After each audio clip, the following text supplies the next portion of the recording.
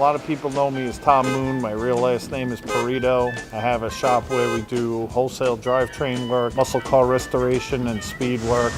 Most of these cars were built at a time when America was very strong in the world. We had a lot of influence. It was just like the Wild West, the horsepower race to the moon. Gas was cheap. People just had a lot of fun burning the tires off of these cars. I would say 3/4 of our customers are people that either still have the car from their teenage years or they are repurchasing the car that they had in their teenage years. They can go in the car and turn the key and just instantly time warp back to when he was in high school. That's why people do it. I think they're trying to recapture that part of their youth, you know? There you go again. There's a tear in the headliner, and I restored the whole car, but I wouldn't change the headliner because the way in which that tear was incurred brings back some very fond memories. If you get the idea. 71 Corvette, childhood dream, and Tom did the rear, Tom did the exhaust. What else you do? Motor, exhaust, rear? Steering and Steering, change the steering, beautiful. It's like a time warp. It's like a hot rod time machine.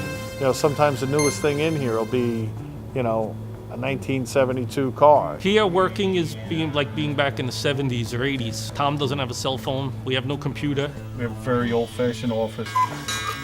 Everything is done with paper and pen. I also try and keep a running tab. We don't work on any late model cars. There's no scanner here. My girlfriend has a 2014 Equinox. I can't figure out how to do much on it. I don't want a car that's smarter than me. We work on all old muscle cars, factory cars. We've worked on cars from the 1930s and 40s here. I always tell people that this is the end of the line for this kind of business. This is like the guy that was still putting shoes on horses in the 1920s. It was on the road last time was 1985, and it needed everything. And I refused to get rid of this car. This thing was my baby. Tom put the life back into it, and Richie breathed the life back into it. It actually runs better than it looks, if that's possible.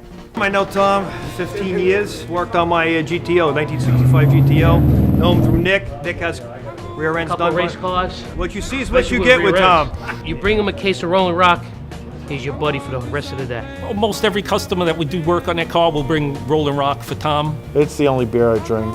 It's nice, light, refreshing. You know, I don't really like driving cars because I don't really fit in them. When I was 19, I got into drag race and I found out that you could drive your car to the track and you could actually race it down the track, drive it as fast as you wanted. I eventually, you know, did it very seriously for a long time. You know, the new cars are just better, but I'd rather have a dirty, smelly muscle car. They're less comfortable, not efficient, blatant waste. And a hell of a lot of fun. I like fast cars and slow women. Call this the Alamo is because this is the last stand. This is, you know, almost the last place you can go to bring an old car and we can get it to work the way it's supposed to.